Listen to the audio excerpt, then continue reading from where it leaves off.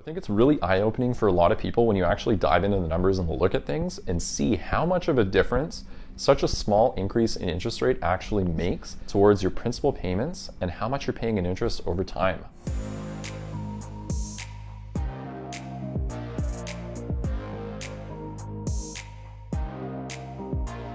Hey everyone, Van DeMarco here. This week's topic is a timely one. So the Bank of Canada just indicated that we can expect to see interest rate increases as early as second quarter of 2022, meaning that mortgage rates are likely to follow suit. Although a lot of people realize that as interest rates increase, your mortgage payments are also going to go up, what's often overlooked is how powerful these really low interest rates actually are at allowing you to build up equity quickly and chop away at principal payments starting from year one. So what I want to do in this video is really highlight what that means. So let's look at a real example of a $700,000 property. We'll run the numbers with an interest rate that you could go and get a mortgage at today at the bank. And then we'll run those same numbers with a 2% higher rate, which in the grand scheme of things isn't really that much higher. But I think even that small interest rate increase will blow you away when you actually look at the numbers. So without further ado, let's jump into this example and I'll show you how powerful these interest rates are that we're at right now. Okay, so we're going to look at an example here of a $700,000 property, okay? So I'm using calculator.net. Now this is a free resource that you can go online and use. So I encourage you to go on here and plug in your own numbers and see how much of a difference changing the interest rate actually makes on the outcome.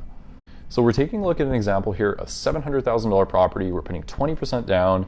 Now, the only thing that I changed is from a 2.49% rate that you could get today at TD to a 4.49% rate. So this is a 2% increase. Now, this isn't likely to happen anytime soon, but totally not out of the question in the long term. So first of all, on the left-hand side at 2.49%, your monthly payments are $2,500. On the right-hand side, an increase of 2% interest rate is knocking that up to $3,109. So an increase of $600 a month. But what's even more interesting is look at how much total interest you're paying on the left versus on the right. So $192,000 of interest at 2.49% versus $372,000 at 4.49%. So right off the bat, you're paying $180,000 in additional interest over that 25-year time period. So most people understand this, as the interest rate goes up, your monthly payments are going up and you're also paying a lot more in total interest over time.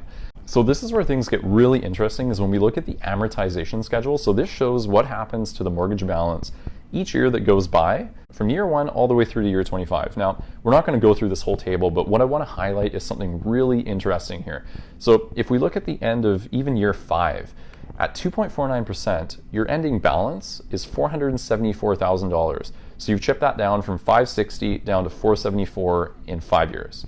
If we look at the other scenario, so 2% higher interest rate at 4.49%, at the end of year 5, your ending balance is $491,000.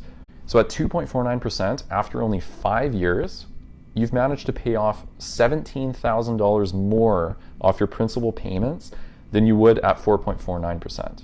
And starting from year 1, you can see that you're paying more principal per year than you are of interest. Whereas if we look over at the 4.49% example, look at how much interest you're paying. You're paying $24,000 in interest and only $12,000 of principal in the first year. So with a difference of 2% interest rate, you're paying $600 less per month on your monthly payment, and you're paying off $17,000 more off of your principal payments after only 5 years. So I think it's really eye-opening for a lot of people when you actually dive into the numbers and look at things and see how much of a difference such a small increase in interest rate actually makes towards your principal payments and how much you're paying in interest over time. There are a bunch of different benefits that you get from paying down principal early. So in this particular example, we paid $600 a month less and $180,000 less in interest over the 25-year term, simply for having a 2% lower interest rate on that mortgage. Now in Canada, it's not possible to lock in a rate for a full 25-year term. Here we typically go 5 to 10 years and then refinance and renegotiate based on the current rates. But even if you can get locked in for a 5 or 10-year term at a low rate and chip away at that principal, if you end up having to renegotiate and refinance at a higher rate later on, you've done a lot of that damage up front and you have less to pay off at a higher rate. Also, another benefit of paying off your principal early is when it comes to getting a line of credit, if you want to take money from the equity that you've built up in your home, If you lock in for 5 or 10 years at a low rate and you chip away at that principal, you've built up more equity than you would have otherwise, and you have those funds available to use in different ways if need be. I hope this video provided some value to you. I know it was eye-opening for me when I actually looked at the numbers for the first time, so I hope this will give you some more information moving forward if you are planning on buying. Despite the low inventory, if you can find a good property that you're looking for right now, take advantage of these rates, lock it in, and start chipping away at that principal payment. Thanks for watching, and I'll see you again next week.